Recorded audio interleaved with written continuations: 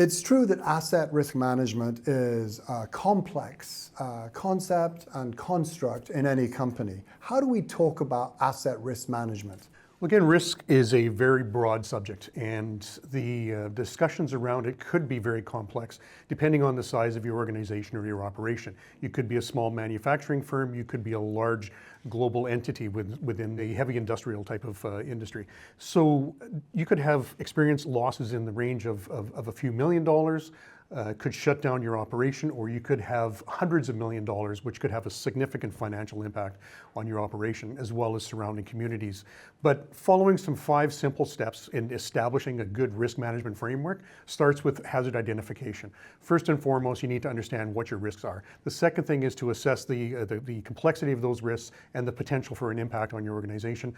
Third is implement some controls to manage that and reduce the potential for risk. Then evaluate the effectiveness of that and what that looks like, and then monitor and assess and continue with that cycle.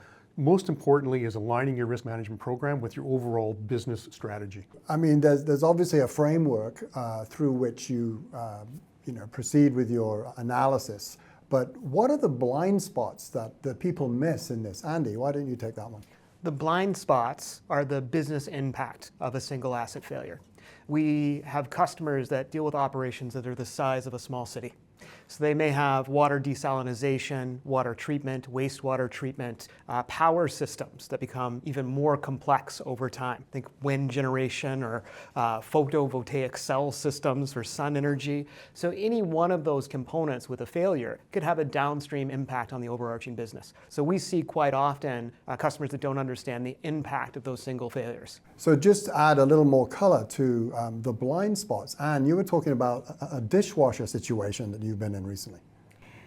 So in my corporate experience, a minimum of 5 dishwashers leaked, and with resultant damage and effects that had an impact far beyond the actual dishwasher itself. So if you think about a dishwasher, it looks all nice and shiny if it's stainless steel or it's behind a wooden cabinet to match, and typically whether it's a condo kitchen or a townhouse or any sorts of corporate kitchen.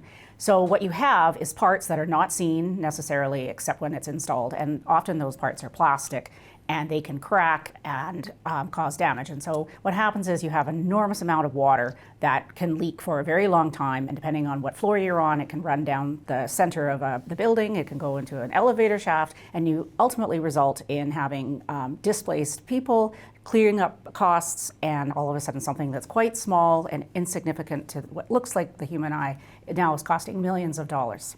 I think it also expands even further because depending again on the environment where it may be, if you're in an office complex, there's exposure to server rooms, data closets, and everything of other occupants within the building.